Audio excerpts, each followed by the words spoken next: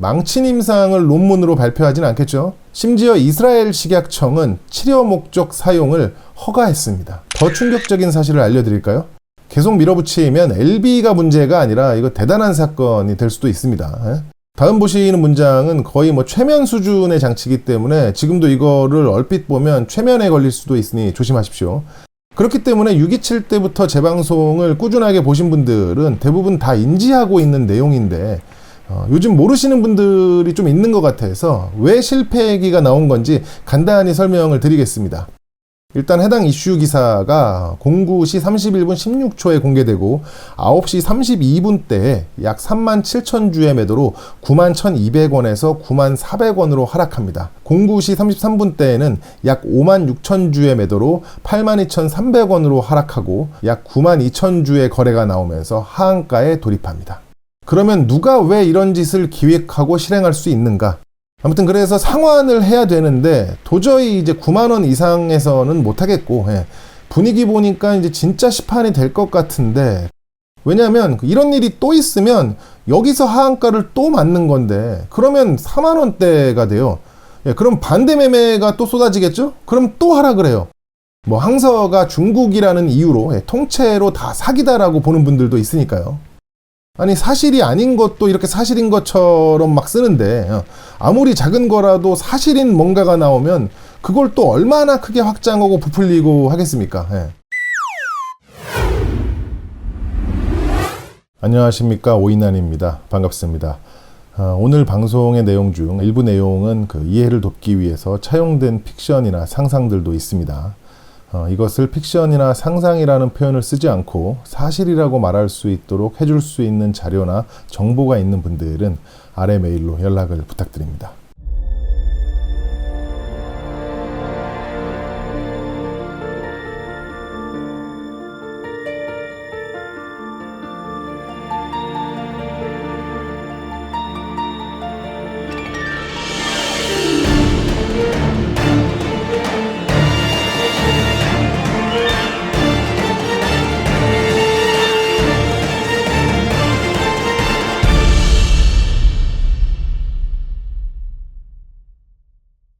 이번 2.16 사태는 단순하게 뉴스가 나와서 해당 종목이 하락한 사건이 아닙니다. 상당히 복잡한 집단들이 얽히고 설켜서 만든 일종의 불이한 작품으로 생각을 합니다.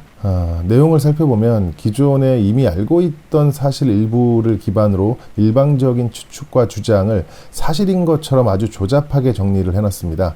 언론판의 불이한 근시대 역사를 알고 있는 사람이라면 한눈에 봐도 여기저기 이상한 부분이 보이고 빠져나갈 장치를 해놓은 기사인데 어떻게 하면 이렇게까지 할 수 있는지 궁금합니다. 오늘 방송에서는 이번 사태의 시발점이 된 CSB의 기사를 상세히 파헤쳐보고 또 해당 보도와 함께 주식판에서 일어난 미스터리한 현상을 다각도로 살펴보겠습니다. 먼저 기사를 보면 제목부터 이상한 부분이 눈에 들어옵니다. HLB, FDA 임상 결과 허위 공시 혐의, G-BNT 검 수사. 확정되지 않았음을 의미하는 혐의라는 단어 뒤에 상관도 없는 G-BNT 검 수사라고 적혀 있는데, 이렇게 되면 사람들은 HLB가 임상 결과를 가지고 허위로 뭔가를 했는데 G-BNT처럼 수사를 받는구나라고 잘못된 인식을 하게 될 수도 있습니다. 즉 시작부터 체면을 걸고 시작하겠다는 강력한 의지를 보여주고 있는 건데, 문제는 실제로 체면에 걸린 분들이 꽤 있다는 사실입니다. 사실 이런 수법은 너무 고전적인 수법이라 근래에는 보기 어려웠는데 이걸 여기서 보나? 그리고 참고로 G-BNT는 당일날 바로 홈페이지에 해당 기사의 고발 조치 내용이 사실무근이라고 공지를 했습니다. 본문으로 들어가면 이렇게 소제목이 적혀 있습니다. 2019년 FDA의 3상 결과 판정 자의적 해석. 지난해 11월 금융위 자조심 심의... 증선위 결정남아. FDA는 임상의 결과를 판정해주는 곳이 아닌데 판정을 해주는 곳으로 인지를 시키고 자의적 해석, 자조심 심의, 증선위 결정남아라고 글을 줄여서 표현했네요. 그러면 사람들은 FDA가 임상 결과를 실패라고 판정해줬는데 회사가 마음대로 성공이라고 해석을 했기 때문에 금융위 자조심에서 뭔가 조사를 했고 증선이라는 기관의 처벌 결정만을 남겨두고 있다라고 잘못된 인식을 하게 됩니다. 일단 잘 모르시는 분들을 위해서 설명을 간단히 하자면 FDA는 임상의 성공 및 실패 여부를 판결해주는 기관이 아닙니다. 보통 신약이 시판되는 과정은 전임상 시험 후에 임상 1상, 2상, 3상을 마친 뒤에 임상 결과를 문서로 이제 FDA에 제출을 하면 FDA가 데이터를 검토하여 결과가 괜찮다면 프리-NDA를 진행하게 됩니다. 프리-NDA, 말 그대로 그 본격적인 NDA를 하기 전 과정인데 이 과정은 뭐 꼬투리 잡을 거 없나 하는 절차가 아니고 어떻게 하면 제대로 시판을 할 수 있는지 FDA가 도와주는 과정입니다. 즉 이미 자세한 체크는 문서로 검토를 마쳤기 때문에 시판을 위해서는 무엇을 보완해야 할지 그리고 제조시설이나 유통준비에 문제가 없는지 등 본격적인 NDA 서류 제출을 완성하기 위해서 협력하는 과정이죠. 그렇기 때문에 보통 임상이 잘못되면 중간에 임상을 중단시키는 경우도 있고 프리-NDA 자체를 하지 않게 됩니다. 왜냐하면 임상이 잘못되면은 NDA를 할 수도 없고 뭘 보완하고 도와주고 할 필요가 없기 때문이죠. 그래서 임상 결과를 놓고 성공이나 실패라는 단어를 쓰는 것 자체가 어찌 보면 잘못된 표현이고 정확히 표현하면 어떤 약의 그 임상 결과를 가지고 FDA가 해당 약을 시판할 수 있도록 허락을 해주느냐 아니냐의 결과만 있을 뿐입니다. 참고로 FDA와 오고 가는 문서 및 대화는 완전한 기밀이고 FDA에서도 해당 부분을 그 가장 중요하게 생각하는 부분이기 때문에 해당 부분에 대해서 문제를 일으키는 기업에 대해서는 페널티를 주는 경우도 있습니다. 다시 돌아와서 해당 기사에서는 FDA의 3상 결과 판정이라는 단어를 썼는데 이는 FDA의 업무와 NDA 과정을 잘 몰랐거나 아니면 고의로 독자를 속이기 위한 표현일 수 있습니다. 그리고 자의적 해석이라는 대단히 자극적인 단어를 선택했는데 이 부분도 오류가 있습니다. 일단 자의적이라는 단어의 사전적 의미를 살펴보면 일정한 질서를 무시하고 제멋대로 한다는 뜻입니다. 그러면 HLB가 해당 임상 결과를 질서를 무시하고 제멋대로 이제 해석을 했다는 얘기인데 이게 상당한 문제가 되고 있습니다. 왜 상당한 문제가 되느냐? 저 기사의 표현대로 회사가 자의적으로 했다고 칩시다.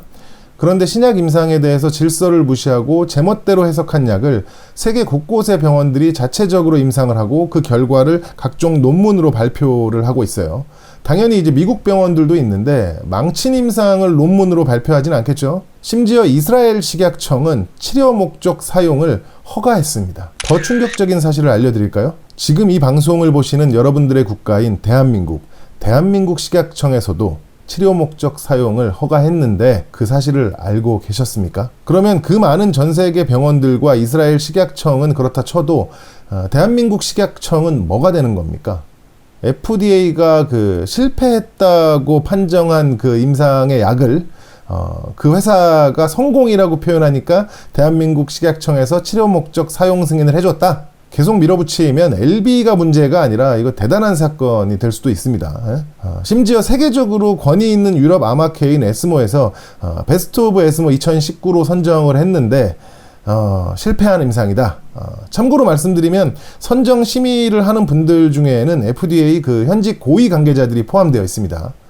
여러분들 그 해당 기사가 얼마나 어처구니 없는 표현을 쓴 건지 이해가 되시나요? 그런데 여기서 제가 아주 골 때리는 얘기를 하나 할게요. 여러분들 그 조금 전 제 발언에서 혹시 이상한 부분을 감지한 분들 없나요?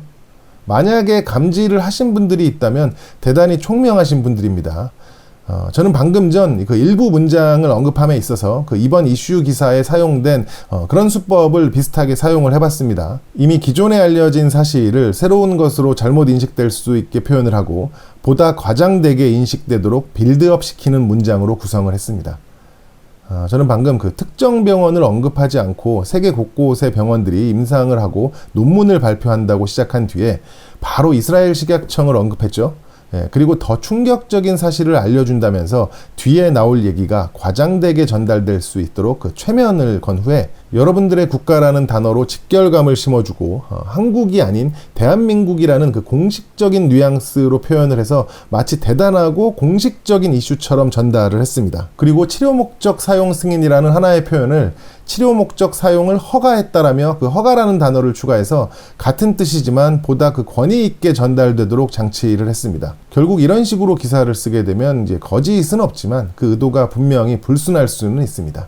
계속해서 해당 기사를 살펴보면 앞선 이런 부분들이 이제 지속적으로 등장을 하는데 자세히 한번 보겠습니다.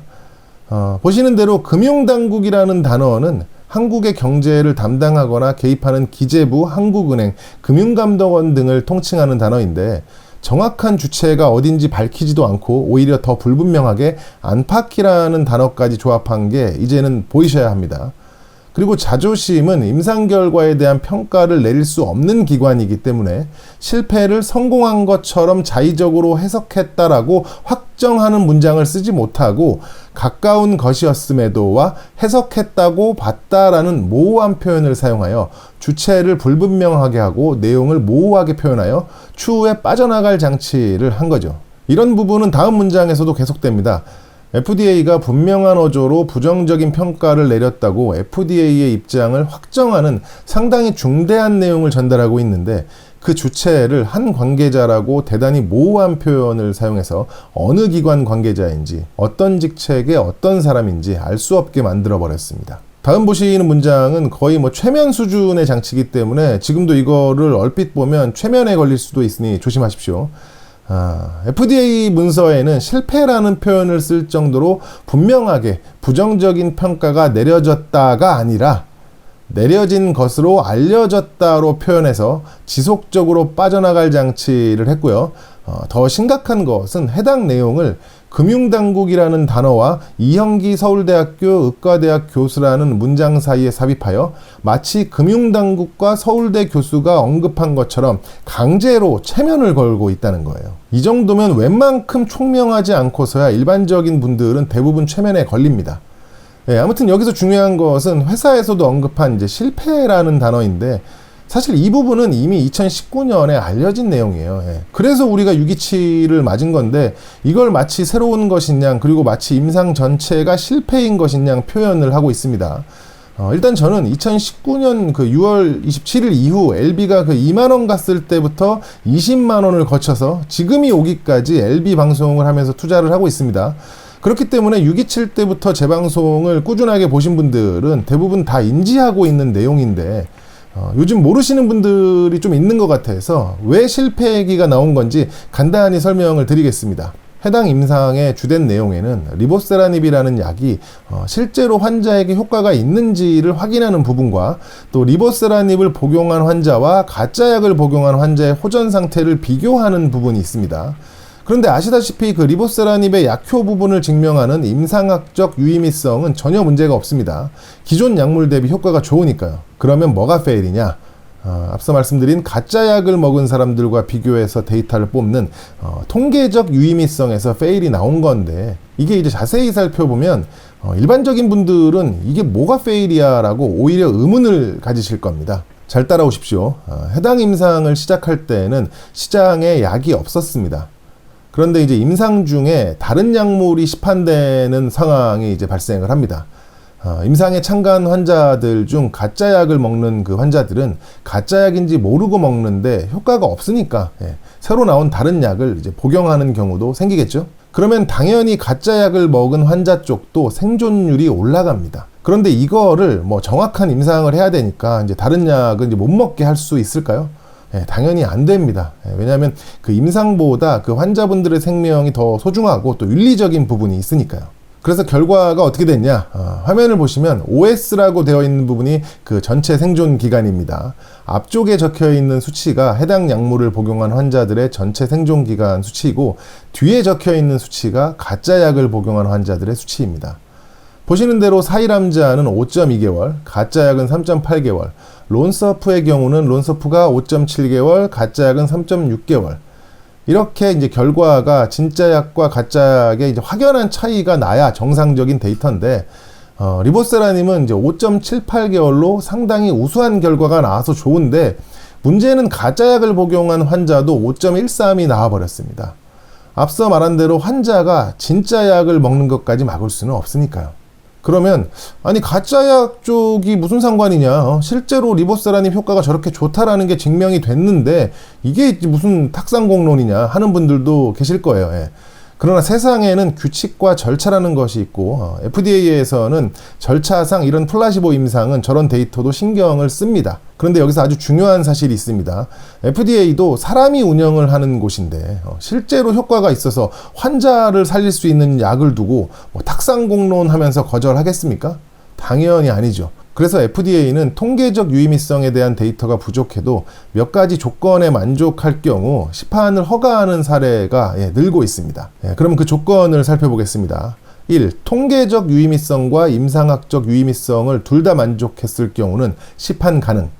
2. 통계적 유의미성은 만족했지만 임상학적 유의미성을 만족하지 못할 경우 시판 불가능. 3. 통계적 유의미성은 만족하지 못했지만 임상학적 유의미성을 만족한 경우는 시판 가능.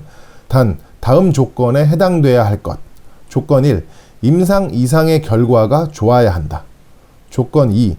해당 이유로 부적절한 상황 발생 가능성이 없어야 한다. 조건 3. 안정성이 확인되어야 한다. 그런데 해당 임상에서 조건 1에 해당하는 임상 이상은 매우 좋은 결과가 나왔고요. 조건 2는 가짜 환자군에서 진짜 약을 복용한 거기 때문에 아예 해당 사항이 아닙니다. 조건 3은 아시다시피 그 리보세라닙의 가장 큰 장점 중 하나가 상대적으로 부작용이 월등히 적다는 것입니다. 물론 이 조건들에 다 부합을 하고 있지만 시판이 100% 된다라고 할 수는 없어요. 사람이 하는 일에 100%는 없으니까요. 아무튼 결국 전체의 본질이나 내용을 무시하고 fail이라는 단어 하나만을 부각시킨 이 기사 자체가 fail이라고 개인적으로 생각을 합니다. 그런데 이 과정에서 상당히 심각한 문제가 또 있습니다. 해당 FDA 관련 문서들은 상당히 중요한 기밀 문서이기 때문에 FDA에서는 문서뿐만 아니라 FDA와 오고 간 대화도 기밀로 정하고 있습니다.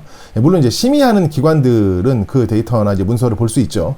그런데 기자들은 어떤 기자든 간에 절대로 볼 수 없고 봐서는 안 되는 건데 해당 내용을 어떻게 알았을까요? 기사에 보면 FDA의 문서에는 실패라는 표현을 쓸 정도로 분명하게 부정적인 평가가 내려진 것으로 알려졌다고 했으니 직접 보지 않고 어디서 들은 것으로 보입니다. 그런데 이게 앞서 얘기한 대로 내려진 것으로 알려졌다라는 표현의 장치 때문에 빠져나갈 구멍이 많아요.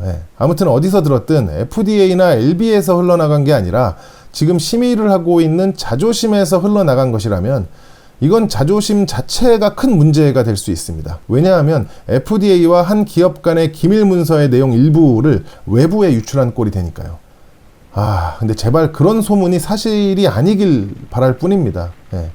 만약에 그런 소문이 진짜라면 그런 나라에서 이거 어떻게 살아갑니까? 계속 이어가겠습니다. 보시는 대로 이런 상황을 겪는 기업들은 모두 과징금 부과나 검찰에 고발되어 수사가 진행되는 것처럼 다루고 있으며 결과는 보통 이제 뒤집히지 않으니 결국 LB도 그렇게 될 것임을 주입시키고 있습니다.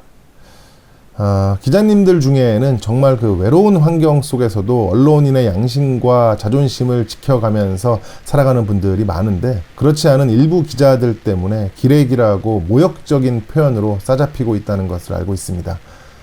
이런 부분들을 바로잡아 주실 의로운 기자분들이 꼭 이번 이슈를 제대로 다뤄주시고 기자라는 직업군에서 자체적인 정화가 일어날 수 있도록 노력해 주시면 감사하겠습니다. 저처럼 이렇게 힘없고 능력 없는 그 개인은 고작 2만 명 들어오는 개인 채널에서 이렇게 혼자 중얼거리는 게 할 수 있는 전부입니다. 지금부터는 많은 분들이 관심을 갖는 주가와 관련된 부분을 다뤄보겠습니다. 아직도 많은 분들은 그래서 주가가 어떻게 되는 거야 라고 하면서 이제 주가만 바라보는 그런 불균형적인 투자를 하고 있습니다. 자, 그럼 2021년 2월 16일 주식시장에서 무슨 일이 있었는지 살펴보겠습니다. 일단 해당 이슈 기사가 09시 31분 16초에 공개되고 9시 32분대에 약 37,000주의 매도로 91,200원에서 94,000원으로 하락합니다. 09시 33분대에는 약 56,000주의 매도로 82,300원으로 하락하고 약 92,000주의 거래가 나오면서 하한가에 돌입합니다. 그리고 09시 38분대에 약 37만 주의 매수로 하한가가 해제되고요.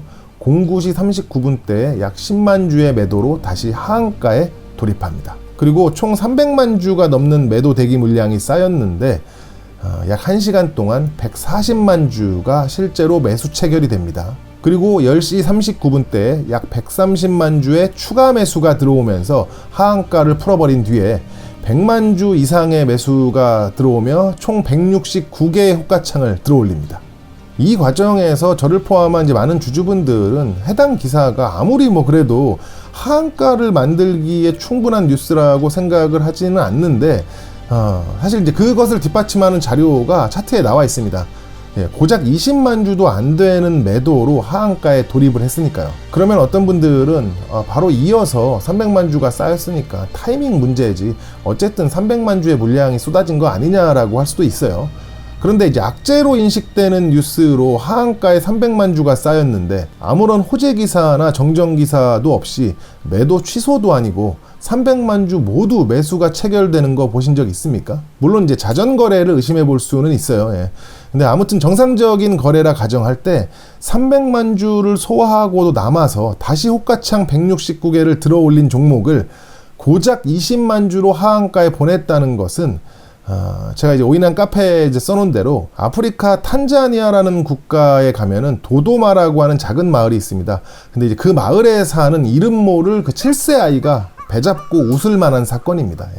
그러면 누가 왜 이런 짓을 기획하고 실행할 수 있는가?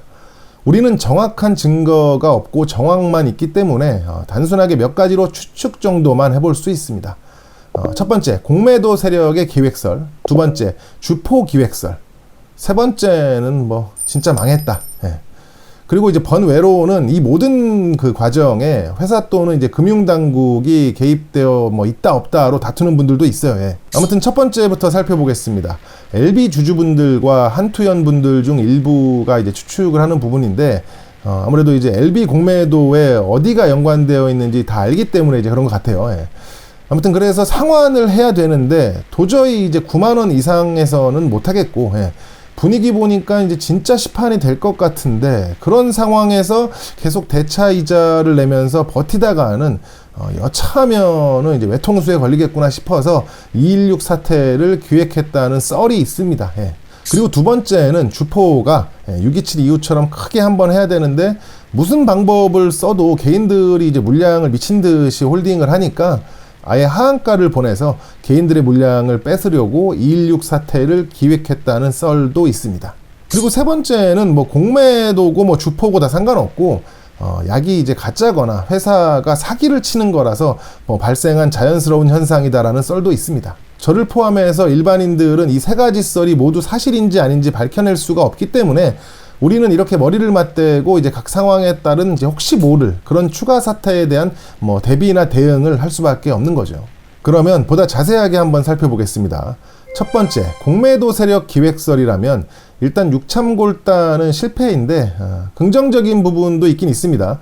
만약에 회사가 그 향후 비전이 없어서 뭔가 더 잘못될 거라고 판단을 했다면 굳이 뭐 지금 이렇게 무리수를 더 가면서 상환을 할 필요가 없습니다. 어차피 뭐 곧 있으면 공매도 금지도 풀리고 가만히 놔두면 하락할 테니까요. 그런데 이렇게 급하게 무리해서 이런 일을 기획했다는 것은 조만간 막을 수 없는 호재가 나온다는 것으로 생각을 해볼 수도 있습니다. 공세들 입장에서는 주가가 급등하는 게 가장 최악이니까요. 최근 LB의 공매도 상환이 이제 눈에 띄게 이제 늘어나다 보니 이런 생각을 하는 분들이 많은데, 일단 이제 돌아오는 한 뭐 수요일쯤 되면 216 주간에 공매도가 이제 어느 정도 상환됐는지 확실하게 이제 알 수 있으니까 일단 기다려 봐야겠습니다. 그런데 이게 여기서 바로 상환이 확인되면 누가 봐도 의심을 할 텐데 상환을 했을지 모르겠네요. 그냥 이렇게 현물로 보유하고 있다가 이슈가 좀 지나가면 조금씩 상환을 해도 되기 때문에 당장의 뭐 상환 여부로 전체를 판단하기에는 무리가 좀 있습니다. 두 번째, 주포 기획설로 보자면 다들 아시는 대로 개인 물량을 뺏어서 상방의 저항을 얇게 만들고 대형 상승을 시키려고 한다는 이제 그런 기본적인 관점에서 출발한 건데, 이 경우에도 그 주포가 개입되어 뭔가를 한다는 거니까 크게 나쁜 상황은 아닌데, 문제는 그 이번 216 사태로 원하는 만큼 물량을 가져가지 못했다면 그 물량을 가져갈 때까지, 그러니까 목표 달성이 될 때까지 이런 과정이 추가로 또 나올 수도 있으니까 그게 좀 더 공포스러운 거죠. 사실 이런 부분은 공매도 쪽도 마찬가지긴 합니다. 216으로 원하는 것을 얻었느냐 못 얻었느냐에 따라서 이런 사태의 추가 발생 여부가 결정이 될 테니까요. 그렇기 때문에 결국 공세설이나 주포설 모두 그 단기적인 주가 측면에서는 상당한 리스크가 있는 게 사실입니다. 왜냐하면 이런 일이 또 있으면 여기서 하한가를 또 맞는 건데, 그러면 4만 원대가 돼요. 그럼 반대 매매가 또 쏟아지겠죠? 그럼 또 하락을 해요. 그러다 보면 여차해서 3만 원대가 될 수도 있는데 뭐 여유현금으로 장투하는 분들은 그나마 괜찮은데 신용 쓰신 분들이나 단기간에 현금을 찾아서 이제 쓰려고 했던 분들은 정말 돌아버리는 상황이 오는 거예요. 아무튼 이런 모든 것들은 여러 가지 썰들 중에 하나고 앞서 얘기한 대로 확인을 할 수 없는 부분이기 때문에 그냥 그런 썰들이 왜 나오는지 정도만 알고 계시면 되고, 매매는 각자 상황과 판단에 따라서 결정을 명확하게 하셔야 됩니다. 아무튼 세 번째로 넘어가면 임상도 잘못됐고 NDA도 안 되고 회사는 사기치고 그래서 모든 게 망했다, 그래서 주가가 이 모양이다 라는 썰이 있습니다. 일단 임상이 잘못되면 프리 NDA를 하지 않기 때문에 일단 그거는 아닌데, 우리가 이제 상상하지 못했던 뭔가가 잘못돼서 결국 안 된다 하는 주장이에요. 뭐 항서가 중국이라는 이유로 통째로 다 사기다라고 보는 분들도 있으니까요. 일단 위암 3차 치료제 NDA는 회사에서도 밝혔듯이 LB 전체 가치의 6-7%밖에 안 되는 비중이에요. 그런데 이게 시장에서는 그 이상으로 집중을 하고 있으니 그게 좀 문제이긴 하죠.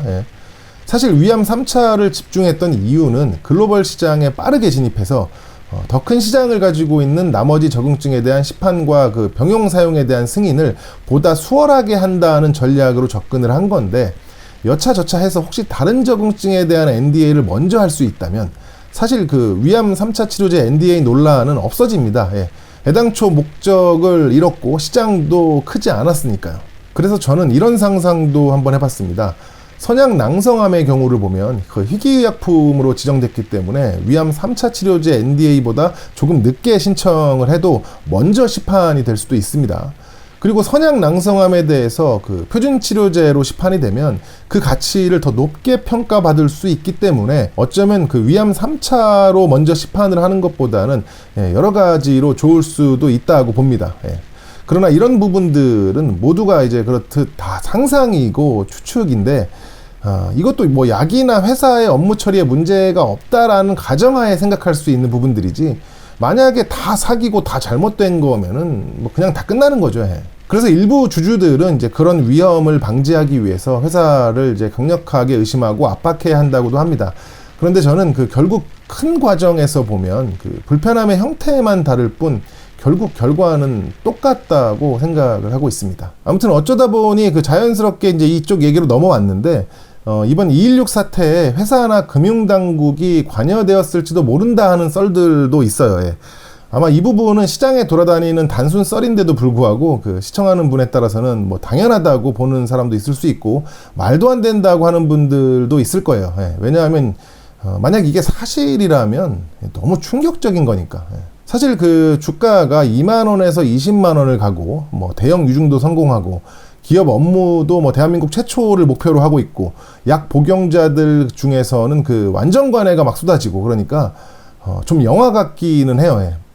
그리고 이번 2.16 사태의 경우는 뭐 예전에 셀트리온과 그 서정진 회장님 사건을 언급하면서 이제 당국에 좀 찍혀서 일종의 어떤 보복성 이슈가 아니냐라고 이제 보는 분들도 있습니다.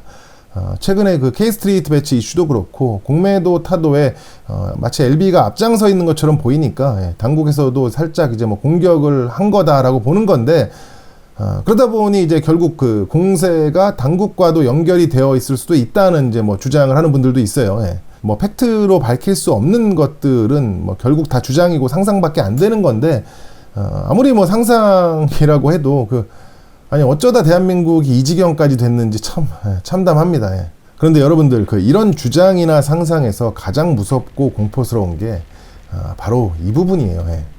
공세나 주포 기획설 같은 경우는 앞서 얘기한 대로 장기적으로는 이제 긍정적인 부분도 있는 건데, 당국에서 만약에 이제 그런 어떤 의도가 있었다면 이거는 진짜 무서운 거예요. 예를 들어 대부분 알고 있는 대로 검찰도 그렇고 뭐 정치권도 그렇고 어떤 이유에서 이제 칼을 뽑은 경우에 어떤 목적에서 칼을 뽑은 경우에 자존심 문제도 있기 때문에 아무것도 썰지 않고 다시 칼집으로 넣는 경우는 거의 희박합니다. 왜냐하면 털어서 먼지 안 나오는 거 없고 뭐 기업은 뭐 말할 것도 없죠. 길에 보이는 아무 회사나 쳐들어가서 전수조사하면 뭐 하나는 무조건 걸립니다. 이거 다들 아시죠? 아무튼 허위 공시 관련해서 심의가 진행 중인데 이게 저 기사 때문에 너무 이슈가 돼버렸어요. 근데 이제 회사는 그 어느 때보다도 당당한 스탠스를 취하고 있어서 많은 분들이 좀 불안불안해하고 이제 그런 생각을 하고 있는 거죠. 왜냐하면 예를 들어서 지금 이런 상황에서 아무리 작은 거라도 하나가 나오면 또 난리가 안 나겠습니까? 예? 아니 사실이 아닌 것도 이렇게 사실인 것처럼 막 쓰는데 아무리 작은 거라도 사실인 뭔가가 나오면 그걸 또 얼마나 크게 확장하고 부풀리고 하겠습니까? 예. 물론 정상적인 언론인 분들도 많아요. 예. 그래서 이번 이슈에 대한 기사도 이제 여러 개를 읽어보면 뭐 말도 안 되는 기사도 있지만 뭐 살짝 회사 편인 듯한 이제 뭐 뉘앙스도 있고 완전히 이제 중립적인 기사도 있더라고요. 아무튼 제가 개인적으로 바라는 거는 2.16 사태는 이제 이미 벌어졌으니까 어쩔 수 없고 진짜 그들이 기획한 일이라면 원하는 목적을 이뤘기를 바라봅니다. 그래야만 여기가 바닥일 테니까요. 아무튼 여기까지 시청해주신 분들은 뭐가 어찌됐든 간에 올 한 해에는 작년보다 좀 더 편하고 행복하고 건강하고 좋은 해가 되기를 바라고 또 바라겠습니다. 감사합니다. 안녕히 계세요.